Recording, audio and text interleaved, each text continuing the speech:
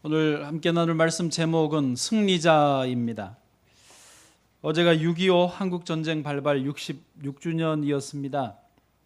1950년 6월 25일 새벽에 북한 공산군은 38선 전 지역에서 한꺼번에 남침을 감행했습니다. 이미 북한 김일성은 모든 전쟁 준비를 다 마쳤습니다. 완전 무장한 10개의 보병사단 38선에다 배치했고요. 또 약 10만 명에 이르는 예비군 사단들도 후방에 배치를 해 놓았습니다. 소련제 탱크로 철저히 무장을 했습니다. 이 전쟁이 일어났을 때 남과 북의 전력, 무기 능력을 비교를 잠깐만 해보면요. 곡사포가 우리나라 국군에게는 91문이 있었는데 북한군에는 728문이 있었습니다. 장갑차가 남한에는 24대였는데 북한에는 54대였고요. 전차가 남한에는 아예 없었는데 북한에는 242대가 있었습니다. 비행기가 남한에 22대였는데 다 그 연락기, 연습기 정도 가벼운 거였는데 북한에는 그때 전투기, 폭격기가 211대가 있었습니다. 그러니까 전력으로 따지면 최소 5배에서 10배 이상 차이가 나는 그런 상황이었습니다. 그런데도 남한 정부는 설마 전쟁이 일어날까? 그러면서 서로 내분과 싸움을 계속하고 있었습니다. 북한의 남침이 시작되고 딱 3일 만에 서울은 함락이 돼버렸고 몇 주 되지도 않아서 워낙이 빠르게 남쪽으로 밀어 제끼니까 도망가는 싸우는 게 아니고 도망가서 부산 마산 지역만 남겨놓은 낙동강 전선이 형성이 됐습니다. 그러니까 싸우는 전선이 어디냐가 중요한데 몇 주 만에 낙동강 전선으로 그게 됐습니다. 김일성은 이제 며칠 안으로 이 전쟁은 끝난다라고 생각을 했고 우리 국군도 여기서 밀리면 대한민국은 존재 자체가 없어진다, 끝이다, 그런 위기감이 가득했습니다. 그런데 하나님이 기적적으로 유엔 연합군을 파견하게 결정을 해주셨고 우리 국군의 힘으로는 전혀 불가능한 일들이 연합군의 도움으로 일어나게 되었습니다. 특별히 맥아더 장군이 일부러 찾아 읽어보니까 고집을 많이 부렸어요. 그래서 인천 상륙작전을 강행을 합니다. 그게 성공하면서 전세가 완전히 뒤바뀌는 계기가 되었고 북진하고 북진에서 평양까지 신우지까지 올라가게 되었습니다. 하지만 중공군의 개입으로 다시 또 밀려 내려와서 서울을 뺏기고 또 올라가고 이러면서 밀고 밀리는 일이 반복되다가 지금 우리의 이 현재 휴전선이 그어지게 됐습니다. 이 3년여 동안의 전쟁으로 우리나라 국군, 인민군, 남한, 북한 주민들로서 치면 사망하거나 실종하거나 부상당한 사람이 7명 중에 1명입니다. 한 400만, 500만 명 정도가 그렇게 어려움을 당했고요. 거기에 중공군, 유엔군들까지 죽은 사람들 계산하면 수백만 명에 이르는 것입니다. 공장이나 학교나 주택이나 사회 기반 시설, 도로, 다리들은 다 파괴되었고 남아 있는 게 하나도 없었습니다.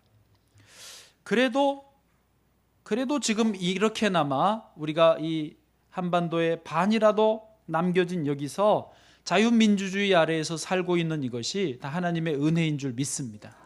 또 60여 년 정도밖에 되지 않는데 그 사이에 경제가 올라서서 세계 10위 혹은 10위권 안에 드는 은혜를 받았습니다. 또 교회도 많이 부흥해서 전 세계에 선교사를 파송하는 숫자가 인구 대비로서는 우리나라가 제일 많은 선교사를 전 세계로 파송하게 된 것입니다. 할렐루야. 자, 이제 우리는 이 땅과 나라와 민족을 잘 지켜야 될 책임이 있습니다. 아쉽게도 아직 우리나라는요 전쟁 중이에요. 그냥 종전이 아니고 휴전 상태입니다. 우리나라 역사에요 지금까지 크고 작은 침략을 몇 번이나 당했냐? 931번을 침략을 당했습니다. 그 중에서 제대로 심각한 무력 충돌이 한 200번 정도 되고요. 전 국토가 전쟁에 휩싸인 게 20번 정도 됩니다. 931번 중에 781번, 상당한 비율 거의 80% 가까이를 일본이 우리나라를 다 침범한 그런 횟수입니다. 그래서 우리는 일본이 밥이 맛입니다. 밥맛입니다. 이상하게 일본 그러면 내가 손해본 것도 없는데 이 피해 그게 끓는 게 있는 거는 역사 때문에 그런 것 같습니다. 그러나 일본은요 정말 강한 나라로 알려져 있습니다. 2차 세계대전 1930년 40년대 요때 이미 일본은 항공모함을 만들었고 그게 비행기 200대를 싣고 하와이 진주만으로 가서 미국을 먼저 공격할 정도로 선제 공격을 할 정도로 그렇게 이미 과학과 전쟁 무기 모든 기술이 어마어마하게 발전했습니다. 그때 우리나라 1940년대 우리나라는 뭐 하고 있었냐? 리어카도 제대로 없었습니다. 경운기도 없었습니다. 그런데 세계에서 중국도 일본을 얻지 못하는데 일본을 제일 우습게 보고 일본 그러면 막 성을 내면서 맞짱을 뜨는 나라가 대한민국입니다. 정말 세계가 이해를 못하는 게 대한민국이 배짱 뜨는 거예요. 일본한테. 참 감사한 일일 수도 있고 이게 참 위험한 일일 수도 있습니다. 우리는 게다가요 북한하고 아직도 대치 중인데 북한은 계속 핵무기를 개발하고 있고 장거리 미사일을 쏘아대고 있습니다. 또 그것만이 아니에요. 보이지 않는 사이버 테러 부대를 창설을 해서 청와대나 국방부 전산망을 계속 공격하고 노리고 있는 중입니다. 이런 거의 준전시 상황이나 마찬가지인 이때에 우리는 6.25를 또 기념하면서 정신을 다시 한번 차려야 될 줄로 믿습니다. 오늘 제목처럼요 우리가 승리자가 돼야지만이 이 나라를 지키고 또 이 땅을 지키고 우리 민족과 후손들에게 부끄럽지 않는 이 현 시대의 우리의 책임이 감당되게 될 줄로 믿습니다.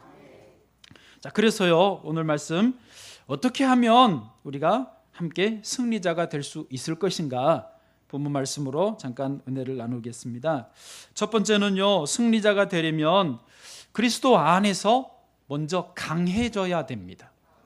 자, 오늘 본문의 10절입니다. 같이요 시작. 끝으로 너희가 주 안에서와 그 힘의 능력으로 강건하여 지고. 아멘. 자, 본문을 잘 보시면 성경이 이렇게 말씀하십니다. 너희가 주 안에서와 그리고 그 힘의 능력으로 강건하여 지고. 이걸 풀어서 쓰면요 너희가 주 안에서 주 예수 안에서 강건하여지고 또한 그의 힘에 즉 예수님의 힘의 능력으로 강해져라 라는 말씀입니다. 저를 보십시오. 여러분 싸움을 잘하려면 강해져야 되는 것 맞지 않습니까? 먼저 내 자신이 강해지는 것이 우선입니다. 그래서 체력을 기르고 근력을 강화시키고 지구력, 인내력, 투지력을 길러야 싸울 때 강한 힘으로 이길 수 있는 가능성이 많은 것입니다. 저는요 우리나라 남자들은 물론이고 여성들도 운동을 해야 된다고 믿습니다. 아멘. 요즘에 다행히 여성분들이 헬스에 다녀서 또 아주머니들 산에도 다니시면서 운동하시는 거 참 좋은 분위기입니다. 그런데요 아가씨들도 우리 젊은 청년 아가씨들도요 운동하셔야 됩니다. 제가 에티오피아에서 깜짝 놀랐던 게 뭐냐면 우리나라 청년 봉사자들 여자 청년들은요 남자들이 족구를 하면 와서 족구 구경하다가 또 해보고 싶으니까 공을 찹니다. 그리고 잘 차니까 어우 잘한다 라고 칭찬해주면 그거를 싫어해요. 여자가 운동을 잘하고 힘이 세다라는 말 그런 이미지는 남자들한테 인기 없다고 생각하고 그걸 싫어해요. 그냥 여자들은 이쁘고 귀엽고 뿌잉뿌잉 이런 거나 좋아하지 막 이렇게 힘 있는 거를 자기 그 이미지 만들고 싶어 하지 않습니다. 그런데요 놀란 것은 노르웨이에서 간호사들이 왔는데요 얘들은 밥 먹고 나면 저녁에 소화시키고 그 운동장 넓은 데를 뜁니다. 그냥 이야기하고 걷는 게 아니라 뛰어요. 운동을 하는 거예요. 정말 운동다운 운동을 합니다. 그리고 저희가 족구를 하니까 와서 보더니 이게 뭐냐요? 무슨 스포츠니? 그래서 족구라고, 코리안 스타일이라고 그랬더니 같이 해도 되네요. 하라고. 그래서 공 주고 차게 하고 게임을 같이 하는데 너무 잘해서 칭찬해 주니까 그것을 굉장히 프라이드하게, 굉장히 어떤 칭찬으로 기분 좋게 받아들이는 것을 봤습니다. 여러분, 여성들도 남성은 물론이고 기본 체력이 좋아야 됩니다. 예, 몸이 아프신 분들은 이제 치료도 필요하지만 그래도 일부러라도 근력을 기르고 체력을 기를 노력이 있어야 된다라고 하는 것이죠. 그런데 오늘 10절의 말씀 보시죠. 다시 한번 봐보시면 잘 생각해 보면 이렇습니다. 즉 주 안에서 강건하고 그 힘의 능력으로 강건하다라는 말은 즉 예수님의 힘, 예수님의 강함을 본받으라, 따라가라는 말입니다. 그것은요, 좀 정확하게 말하면 겉으로 드러나는 우악스러운 힘, 어떤 강하게 나오는 그런 센 힘보다는 잘 드러나지 않지만 예수님 내면에 차곡차곡 쌓여있는, 저축되어 있는 내면적인 힘이라는 의미인 것을 알 수 있습니다. 근데 예수님도 근력이 없으셨냐? 그렇지는 않습니다.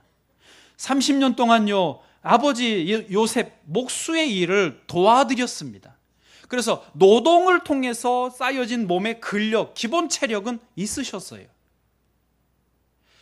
네? 막 몸짱 이렇게는 예수님 아니셨겠지만 노동을 했기 때문에요, 육체 노동을 해서 오는 기본 몸의 체력은 있으셨다니까요. 그리고 거기에다가 지금 말한 예수님의 인내심, 지구력, 끈기, 원수를 사랑하는 힘, 고난을 피하지 않고 맞이하는 용기, 심지어 마지막에는 십자가 죽음까지도 피하지 않고 기꺼이 맞이하시는 그런 대담한 용기가 내면적인 예수님의 힘이고 예수님의 능력이라는 말씀입니다. 개그맨 박명수 씨가 멋진 어록을 좀 남겼어요. 시청자들이, 젊은 사람들이 특별히 자극을 받는 것 같은데, 예를 들면 이런 말입니다. 늦었다고 생각할 때가 늦은 거다. 그러니 지금 당장 시작해라. 지금 공부 안 하면 더울 때 더운 데서 일하고 추울 때 추운 데서 일한다. 또요, 이 말은 저도 마음에 많이 드는데, 인생은 한 방이 아니다. 여러분 살아보시면 공감이 되실 거예요. 또요, 선배라면 입 닫고 지갑 열어라. 작년 가을에 무한도전 프로에서 좀 한자 아주 어려운 말을 박명수 씨가 했는데, 자승자강이라는 말을 했습니다. 자승, 스스로 이길 승, 자기 자신을 이기는. 자강, 그런 사람 그 다음에 강할 강자예요. 그러니까 정리하면 자기 자신을 이기는 사람이 진정으로 강한 사람이다. 이게 노자가 한 말 같은데요, 남을 아는 사람을 지라고 하고 자신을 아는 것을 명이라고 한다. 남을 이기는 것을 유력이라 하고 자신을 이기는 것을 강이라 한다. 박명수 씨 나이가 45살인가요? 40대 중반쯤 되니까 이제 자신을 이긴다라고 말을 한 거예요. 그랬더니 옆에 있는 더 젊은 하하 씨가 우리는 언제 자신을 이겨보냐 그러면서 쩝쩝쩝 입맛을 다신 장면이 있었습니다. 여러분, 예수님은 자신의 육체의 욕구, 당신의 육체의 욕심, 어떤 충동, 이런 것들을요 꾸준하게 싸워서 이겨내신 분이십니다. 예수님은요 오병이어의 기적을 베푸셨어요. 사람들이 난리가 났습니다. 오병이어로 5,000명을 먹이고도 12강주례가 남았으니까 정말 인기가 하늘로 치솟았습니다. 그러나 예수님은요 그 사람들을 다 돌려보내고 혼자 산에 가서 기도하신 것입니다. 왜요? 스스로를 다스리시기 위해서. 예수님은요 그 몸을 사람들에게 의탁하지도 않으셨다고 말씀하십니다. 요한복음 2장 24절이에요. 예수님은 길을 걸으실 때 스스로 걸어 다니시고 잠자리 챙기시고 먹을 것 챙기시고 스스로의 모든 것을 해결을 하셨습니다. 물론 사람들이 초대하거나 대접을 하면 대부분 사양 않고 받으시긴 했지만은 일상생활은 직접 감당하셨다는 것입니다. 예. 왜요? 그러면서 예수님의 기본적인 자기 관리를 하면서 내면적인 쌓여지는 힘, 축적되는 힘, 정말 강함이 무엇인지를 우리에게 보여주시는 것입니다. 우리는요, 주 안에서 승리하기를 원한다면 우리도 우리의 이 몸뚱아리가 요구하는 대로만 다 살면 안 됩니다. 우리가 몸이 원하는 대로만 살다가 인생을 낭비하면 안 된다는 것입니다. 우리는요, 좀 절제를 할 필요가 있습니다. 내면적인 힘을 기르기 원한다면 잠자는 것을 절제해야 됩니다. 먹는 것 절제해야 됩니다. 노는 것도 절제해야 됩니다. 지금 주무실 때가 아닙니다. 아니, 주무시지 말란 말이 아닙니다. 드시지 말란 말이 아니고 놀지 말라는 의미가 아니고 절제, 조절을 하자는 것입니다. 그리고 그 남는 시간을 아껴서 하나님의 말씀을 읽고 하나님 앞에 기도하는 시간들을 갖고 책을 사서 열심히 독서를 하고, 그리고 아까 말씀드린 대로 시간을 들여서 내 체력을 기르는 기본적인 운동을 하자라는 것입니다. 다시 말합니다. 주 안에서 이 강함, 주 안에서 어떤 강함을 먼저 기르라는 것은요, 겉으로 드러나는 게 아니라 뒤에 쌓여지는 게 있어야 된다라는 그런 의미입니다. 저는요, 물질도 그렇다고 보는데요, 몇 주 전에 우리 이 목사님하고 산에를 둘이 갔습니다. 가다가 그냥 생각나서 물었어요. 저축은 하고 살아요? 그랬더니 당황하더라고. 목사님 당황하셨어요? 당황했어요. 대답인즉슨 저축은 정기적으로는 못하고 그냥 뭐 쓰고 남으면 좀 잔고를 남겨놓고 또 필요하면 뺏어 쓰고 이런 식이라는 거예요. 그래서 저축하라고. 10,000원도 좋고 50,000원도 좋고 100,000원도 좋고 하여튼 할 수 있는 대로 먼저 저축을 하라고. 그리고 나머지를 가지고 쓰라고 그랬습니다. 물론 재정이 제일 먼저는 11조 하나님께 드리고 그리고 저축하고 이제 써야 되지만은요, 예, 저축을 남는 걸 갖고 하려 하지 말고 먼저 쌓으라고 그랬습니다. 재정도요, 쌓인 게 있어야 그게 자기의 실력이고 강함이 되는 거예요. 모든 게 그래요. 체력도 그렇죠, 지식도 그렇죠, 영성도 그렇죠, 물질도 그렇죠. 쌓여진 게 그게 지금 첫 번째 말씀하시는 주님의 강함이에요. 주님의 힘의 능력의 강함이 그런 의미라는 것입니다. 그냥 있는 대로 다 소모하고 소진하고 조금만 남으면 다 낭비해버리는 것은요, 강한 사람이 될 수 없습니다. 그런 사람은 이기기를 기대할 수 없습니다. 쌓여져 있어야 돼요. 그 다음에요, 두 번째로 승리자가 되려면 싸워서 이길 장비를 갖춰야 되는데, 오늘 성경은 하나님의 전신갑주를 입으라고 말씀하십니다. 11절 같이 읽겠습니다. 시작. 마귀의 간계를 능히 대적하기 위하여 하나님의 전신갑주를 입으라. 아멘. 자, 거기요, 하나님의 전신갑주는요, 영어 성경에 보니까 The full armor of God입니다. The full armor라는 게 그냥 가득히 채워진 아머, 무장입니다. 요즘 군대 말로 말하면 완전 군장이에요. 완전 무장이에요. 머리에서 발끝까지 빈틈없이 모든 분야에, 모든 방향에 완전히 무장을 하라는 것입니다. 근데 왜 이렇게 해야 되느냐? 11절 상반절에 그 이유가 나옵니다. 상반절에 이렇게 되어 있습니다. 마귀의 간계를 능히 대적하기 위하여. 한글 성경에는요, 마귀의 간계가 단수로 표현되어 있는데요, 원어 성경에는요, 복수예요. 간계들입니다. 그러니까 마귀가 공격을 해오는 방향이 한 곳만, 한 번만이 아니라 간계들, 이 방향, 저 방향, 위아래, 좌우, 안, 밖, 셀 수 없는 곳에서 다양한 방식으로 간계, 이 잔머리를 굴려서 우리를 공격한다라는 것입니다. 그러므로 전신갑주, 풀 아머, 모든 면에 완전 무장을 해야 된다라는 거예요. 게다가요, 우리를 공격하는 대상은요, 종류도 되게 많습니다. 12절 봐보세요. 12절요, 같이요, 시작. 통치자들과 권세들과 이 어둠의 세상 주관자들과 하늘에 있는 악의 영들을 상대함이라. 아멘. 몇 종류입니까? 4종류입니다. 혈육은 아닙니다. 우리 육체로 사람이 우리를 공격하는 게 아니에요. 통치자들과 권세들과 세상 주관자들과 하늘에 있는 악의 영들이라는 것입니다. 종류는 4종류인데요. 잘 보시면 모든 종류에 들들들들이 붙어 있습니다. 예? 통치자들, 권세자들, 세상 주관자들, 악의 영들이에요. 그러니까 종류는 4종류인데요. 숫자로 치면요, 때로 덤비는 거예요. 때로 5만 인간이 5만 영적인 대상자들이 다 덤비는 거예요. 하나님이 예수님 다시 오시기 전까지는 이 하늘과 땅 사이 있는 이 공간의 권세는, 지배권은 이 악한 영들에게 잠시 맡겨놓으셨기 때문에 이들이 난리를 치는 겁니다. 그래서 어떤 분들은 말해요. 교회 다니면서 누가 나는 건들지만 않으면 나는 아무 문제 없다고. 여러분 이제 웃으시죠? 그 의미를 아시니까. 나는 이 문제만 빼고는 난 다 참을 수 있다고. 마귀는 잘합니다. 그래, 그 문제로 내가 너를 공격해 주마. 나의 가장 약한 부분, 가장 내가 힘들어하는 부분으로 물고 늘어지는 게 마귀예요.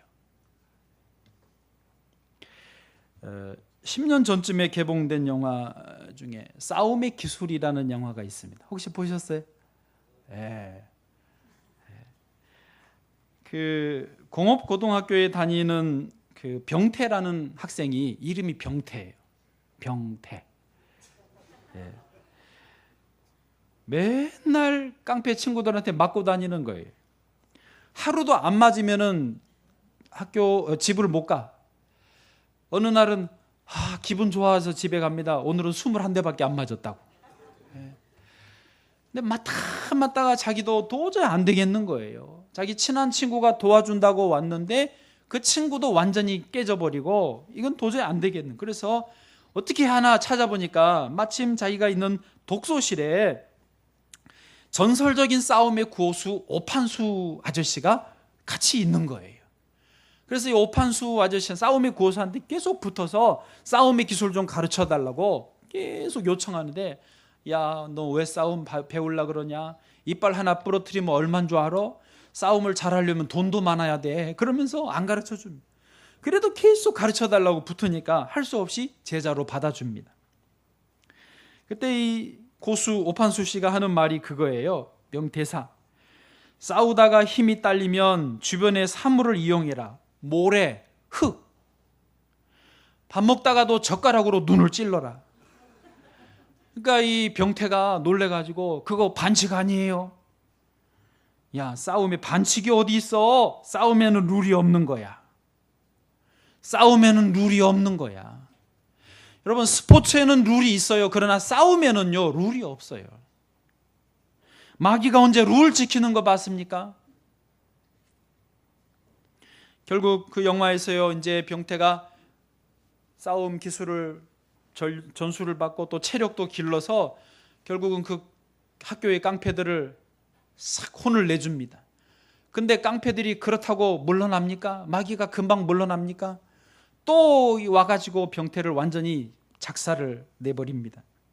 그래서 완전히 죽을 뻔했는데 그때 어디로 간다고 떠났던 스승님 오판수 씨가 나타납니다. 그리고는 괴롭히는 깡패들을 하나씩 해치워 줍니다. 야구방망이를 들고 덤비니까 2대는 맞았지만 3번째는 팔을 자꾸 꺾어가지고 그 팔을 완전히 부러뜨려 주워버립니다. 피 흘리고 누워있는 병태가 놀래서 계속 쳐다봅니다. 그런데요, 막판에 또 다른 깡패가, 그 친구가 칼을 들고 와가지고 양복을 멋지게 입고 있었던 오판수의 뒤에서 등을 찌릅니다. 그런데 등이 찔리는 것을 느끼고 샥 돌아봐서 오판수가 기분 나쁘게 웃어주니까 찔렀던 애가 놀래서 넘어집니다.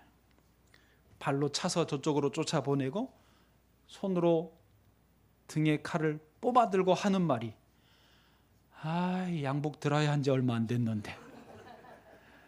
그리고는 피 흘리고 누워있는 병태에게 와서 위로해 주려고 앉았는데 하필 그때 경찰이 와서 그 상황을 봅니다. 근데 애매하게 오판수 씨가 마치 가해자인 것처럼 걸리게 되고 뭐 조서도 받고 나중에 이제 자기도 부상을 당했으니까 병원에 누워 있습니다. 그런데 영화니까 그렇긴 하지만 오판수 씨가 병원도 탈출해서 나중에 저 먼 나라 휴양지에서 이렇게 누워서 쉬고 있는 장면으로 끝납니다. 제가 볼 때는 이 오판수 씨가 거의 예수님 비슷해. 이 싸움의 기술 영화가요, 성장 영화예요. 학생들, 아이들이요, 성장하는 과정에서, 우리 인생이 성장하는 과정에서 세상의 악한 영들과 싸우는 법을 가르쳐 주잖아요. 그리고 우리 스스로 이길 수 있게 해주잖아요. 그러다가 우리가 못해보고 우리가 당하면 언제 갑자기 나타나셔서 도와주잖아요. 칼에 찔려도 아이 드라이 했는데 그러면서 여유 있게 다 그걸 감당해주고, 저 멀리 이제는 예수님은 하늘나라에 계셔서 부활 승천하셔서 우리를 바라보고 계시는 줄 믿습니다. 제가 볼 땐 그래요. 예. 여러분, 병태 학생이 그 영화에서 결국 잘 이겨내고 이길 수 있는 힘을 얻는 것은 싸움의 고수에게 배웠기 때문입니다. 오늘 본문에서요, 전신갑주를 입어라 그 말만 기억하시면 안 되고 누구의 전신갑주인가를 기억해야 됩니다. 하나님의 전신갑주예요. 예? 여러분, 우리가 스스로 싸울 무장을 한다고 이길 수 있는 세상이 아니에요. 이길 수 있는 악한 무리가 아닙니다. 우리가 진정으로 이기려면 하나님의 전신갑주, The full armor of God이에요. 하나님의 전신갑주를 그걸로 무장돼야 이길 수 있다라고 하는 것입니다. 진정한 고수에게 배워야 세상을 이기죠. 예. 요즘에 저는 지금 영국이 브렉시트를 결정을 했지만 미국 대통령 선거도 보고 있습니다.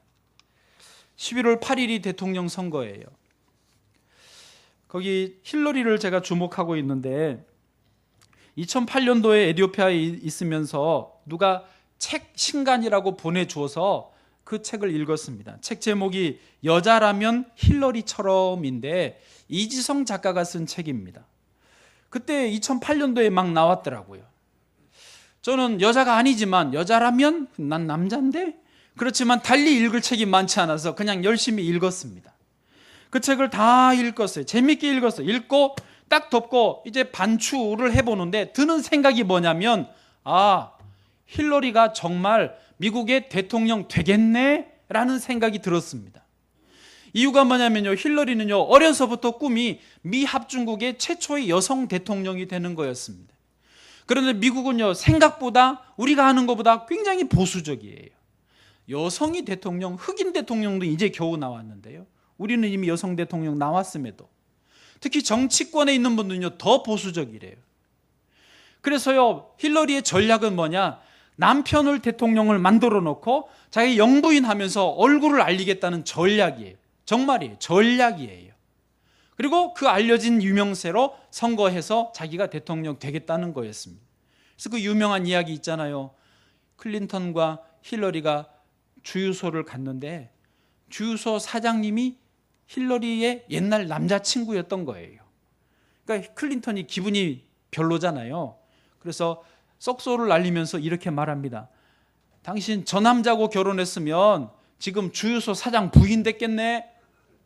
그랬더니 힐러리가 받아칩니다. 뭔 소리? 내가 저 남자랑 결혼했으면 저 남자가 지금 미 합중국의 대통령이야. 근데요 이게요 가능성 있는 말이에요. 모든 사람들이 클린턴이 대통령 된 거는 힐러리 때문이라는 것을 알고 있습니다. 힐러리가요 자기는 대통령 선거에서 이길 전략, 대통령이 실제로 되면 어떻게 이 나라를, 그 나라와 세계를 다스리고 통치할 전략, 능력 다 갖추었습니다. 그 책에요, 여자라면 힐러리처럼이라는 책에 그런 내용이 나와요. 힐러리가 이렇게까지 성장하게 된 어떤 배경, 계기가 뭐냐면, 운명처럼 세 남자가 힐러리의 멘토가 돼줘요. 10대 때까지. 아버지, 고등학교 역사 선생님, 그 시골 지역에 다니던 교회 담임 목사님. 근데 여러분 이게 잘 이해하십시오. 이 세 분은 힐러리를 자기들이 도와준다고 애정을 가지고 열심히 챙기긴 했지만 힐러리를 실제로는 도와준 것이 아니라 방해만 했습니다. 힐러리는요, 이분들 때문에 오히려 열등감만 커졌고요. 힐러리는 이분들 때문에 오히려 전교 1등을 하는데 이상하게 안 풀리는 거예요. 학생회장 선거도 떨어졌습니다. 이유가 뭐냐? 그 책에 나와 있는 내용이 그거예요. 핵심이 뭐냐면 10대의 힐러리는 새끼 독수리였는데 하늘을 나는 법을 배워야 되는데 이 세 분은 계속해서 힐러리에게 땅에서 열심히 뛰는 법만 가르쳤다는 거예요. 그도 그럴 게 이 세 분은요, 그냥 미안합니다, 지방의 시골에 평범한 삶을 사는 분, 자기들이 땅에 살면서 해줄 수 있는 거는 땅에서 잘 사는 법만 가르쳤던 거예요. 근데 20대가 되면서 집을 떠납니다. 고향을 떠나서 멀리 미국 동부 쪽으로 유학을 가요. 웰즐리 여대라고, 우리나라로 치면 이화여대 같은 곳입니다. 그리고 거기를 마치면 예일대로 법대로 또 입학을 하는데요. 힐러리는 자기 스스로 자기의 정말 하늘을 나는 법을 가르쳐줄 멘토를 선택을 합니다. 두 여성이었는데 한 분이 누구였냐면 메리언 라이트 에델만이라고 하는 분입니다. 이분은요, 여성이면서 흑인이고 미시시피주의 최초의 여성 변호사가 된 분입니다. 그 시절에, 옛날입니다. 그런데 힐러리가 보니까 이분이 흑인이고 여성임에도 불구하고 굉장히 강한 분이고 자유로운 분이고 그러면서도 약한 자, 어려운 사람들을 사랑하고 봉사하는 것을 잘하더라고요. 그래서 힐러리가 에델만을 찾아가서 나의 멘토가 되어주세요라고 요청하고 거절당하고 또 되어주세요 요청하면서 결국 에델만을 멘토로 삼고 그 모든 삶의 스타일, 생활하는 방식, 정신세계를 소화하면서 그대로 따라합니다. 하늘을 날게 된 것이죠. 또 한 명의 멘토가 누구냐면요, 제클린 케네디 오나시스라고 하는 여성입니다. 들어보셨어요? 방금 들어봤죠? 예. 제클린 케네디 오나시스가 누구냐면요, 미국의 존 F 케네디의 영부인입니다. 부인입니다. 뒤에 오나시스가 왜 붙었냐면요, 이 남편 죽고 나중에 그리스의 부호 오나시스하고 재혼하면서 붙은 이름이에요, 오나시스가. 그런데 이 제클린 케네디의 최고의 매력, 힐러리가 배우기를 원했던 것은 뭐냐면요, 깊이를 알 수 없는 지성미였어요. 얼마나 책을 많이 읽었냐면요, 힐러리가 가서 보니까 1년에 200권에서 300권의 책을 읽어요. 집에 책을 이렇게 쌓아놓고 여성이면서 대통령 영부인인데도 열심히 책을 읽어요. 전문 분야의 책을 다 읽으면서 모든 분야를 다 섭렵을 했어요. 심지어 어느 정도였냐면요, 실제로 영부인 때가 30대였거든요. 프랑스의 샤를 드골 대통령이 왔을 때 이 30대 젊은 영부인 앞에서 꼼짝을 못하는 거예요. 왜? 이 제클린의 지성미에 감동이 돼가지고 반해버린 거예요. 샤를 드골이 한 말이 그겁니다. 프랑스 역사에 대해서 프랑스 여자들보다 더 잘 알고 있더라는 거예요. 당시에 소련의 그 공산당 서기장 후르시초프가 있습니다. 후르시초프. 이 사람은요, 세계 깡패라고 이름이 알려질 정도로 악동이었습니다. 유엔에서 연설할 때 자기 신발을 벗어서 여기를 꽝꽝 때릴 정도로 그런 괴짜였습니다. 그런데 이 후르시초프가요, 제클린 앞에서는요, 순한 양이 됩니다. 왜? 그 지성에 넘어가는 거예요. 꼼짝을 못하는 거예요. 그런데 제클린은요, 옷차림도 너무 수수한 거예요. 그게 그 누런 황소 전략이라고 하는데요, 파티에 가면 모든 여성들이 아주 반짝반짝 빛나는 멋진 드레스를 입고 머리도 훅가시 이렇게 하고, 예? 화장을 하고 진주 목걸이, 다이아 반지, 귀걸이 하고 아주 화려하게 하고 옵니다. 그런데요, 제클린은 어떻게 하고 오느냐? 그냥 수수하게 입고 와요. 오히려 반대로 사람들이, 남자들이 보고 저 뭐야? 왜 저래? 싶을 정도로 눈에 팍 띄게 합니다. 그런데 내면에 쌓여있는 지성미 때문에 아주 당당합니다. 꼿꼿하게 허리를 세우고 고개를 쳐들고 당당하게 걸어가서 자기 자리에 탁 앉아서 여유 있게 있습니다. 여자들도 기가 질리지만요, 특별히 엘리트 남자들, 지도자들, 생각이 있는 남자라면 그런 여자를 좋아한다는 거예요. 여보세요? 알아들을 분들은 알아들으시기를 바랍니다. 힐러리가요, 제클린 케네디 오나시스의 그런 지성을 배워요. 자기도 책을 열심히 읽습니다. 분야 모르는 게 없을 정도로 열심히 공부하고요, 똑같은 누런 황소 전략을 씁니다. 학교 다닐 때요, 큰 안경 끼고 머리도 그냥 질끈 밀고 대충 입고 다녀요. 여학생들이 멋지게 차려입고 다니는데 그냥 희한하게 입고 다녀요. 그러니까 눈에 팍 띄어요. 근데 알고 보니까 전교 1등이야. 알고 보니 너무 책을 많이 읽고 아는 게 많아. 그래 다들 힐러리하고 결혼하려고 난리네. 클린턴도 그 중에 한 명이었는데 성공한 거죠.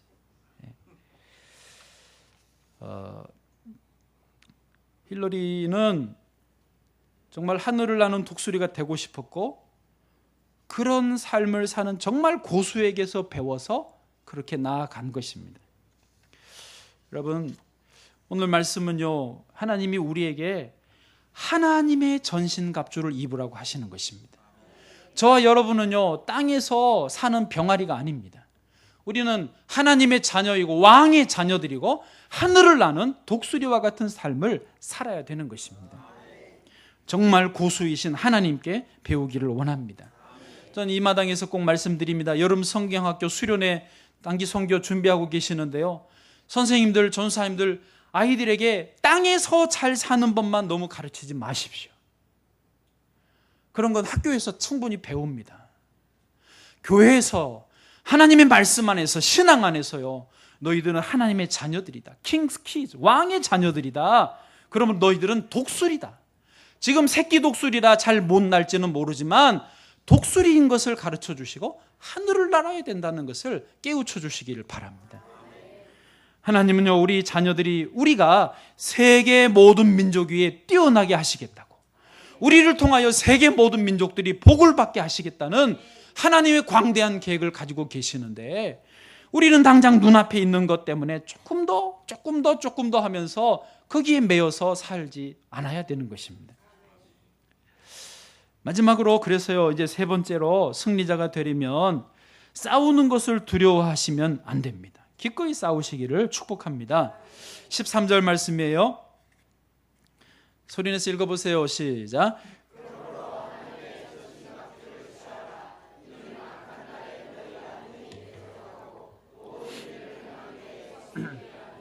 아멘.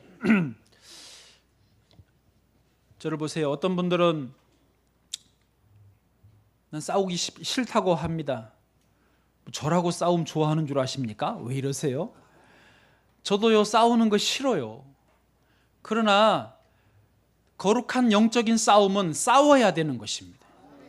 싸울 줄 알아야 승리자가 되는 것이죠. 싸우지 않고 승리자가 되는 법은 없습니다. 그런 일은 없습니다. 세상 사람들은요, 이 거룩한 싸움을 싸우지 않아요. 편할 것 같습니까? 아닙니다. 개그맨 배영만 씨 아십니까? 뭐라 그랬지? 알았다고요. 뭐라 그랬지? 갑자기 생각이 안 나네. 그런 잘 나갈 때가 있었습니다. 아주 유행어도 많고 잘 나갈 때 밤에 업소를 한때는 밤에 7군데를 나이트클럽을 뛰어다닐 때도 있었답니다. 그런데 어느 날 DJ를 보고 있는데 나이트클럽에서 어떤 손님이 와가지고 자기 앞에서 10원짜리 동전을 있는 힘껏 자기를 향해 던졌대요. 근데 자기가 안 맞고 옆에 DJ 보조가 맞았대요. 그래서 싸움이 일어나고 경찰이 와서 경찰로 다 끌려갔습니다. 자기는 증인으로, 안 맞았으니까 증인으로 갔는데 경찰이 물었어요. 그 손님한테 도대체 왜 10원짜리 동전을 던졌습니까? 그 손님이 하는 말이 그거예요. 배영만 씨 얼굴이 하도 작아서 10원짜리 동전이 맞나 안 맞나 해봤다라는 거예요. 여러분, 이런 거 어이가 없으시죠? 무슨 말인지 아시겠어요? 세상 사람들 하나님 모르고 복음 없이 그냥 자기들이 열심히 살고 자기들이 잘 나가는 인생이 괜찮을 것 같지만 사실은 10원짜리 인생이나 마찬가지예요. 10원짜리가 맞냐 안 맞냐, 맞춰지냐 안 맞춰지냐, 그런 10원짜리나 날라오는 인생이요, 세상의 인생이라는 거예요. 그러고 싸워요. 아웅다웅 자기들끼리 다투고 싸워요. 그게 삶이에요. 그럴 바에는 차라리 거룩한 싸움을 싸우자는 거예요. 거룩한 싸움을 싸워서 영광스러운 자리에 서자라는 거예요. 누군 싸움 좋아서 그런 줄 아세요? 정말 어떤 사람에게 더러운 귀신이 들어왔다가 나갔어요. 그래서 그 집을 청소하고 이 사람은 이제 귀신이 나갔으니까 난 이제 평안하다라고 지냈는데, 예수님 뭐라 그러신지 아세요? 그 더러운 귀신이 쉴 곳을 찾지 못하다가 와서 보니 그 집이 청소되고 비어있더라. 그래서 어떻게 해요? 그냥 들어오면 안 돼요. 이에 가서 자기보다 더 악한 귀신 7을 데리고 들어와서 거하더라. 왜? 또 그대로 혼자만 들어오면 또 힘이 약해서 쫓겨날까 봐 더 센 놈들 7마리나 데리고 와 들어와서 한다는 거예요. 그래서 그 사람의 형편이, 나중 형편이 전보다 더 심하게 되었다는 것입니다. 그러니 영적인 싸움을 싸워야 나를 지키는 것이고 승리할 수 있다는 것입니다. 자녀들을 위해서도요, 기도해주고 영적인 싸움을 싸워야 되는 것입니다. 교회를 위해서, 나라를 위해서, 민족을 위해서 싸울 줄 알아야 승리할 줄 아는 것입니다. 우리나라 희망이 있는 줄로 믿습니다. 각 크리스찬 개인들이 또 교회마다, 가정마다 이렇게 강하게 되고, 주 안에서 강하게 되고, 하나님의 전신갑주를 취하고 기꺼이 영적인 싸움을 싸울 때 이 나라는 평화를 지킬 수 있고, 또 평화 통일의 때가 오게 되고, 세계를 선교하는 축복의 통로가 되는 나라가 계속 될 줄로 믿습니다.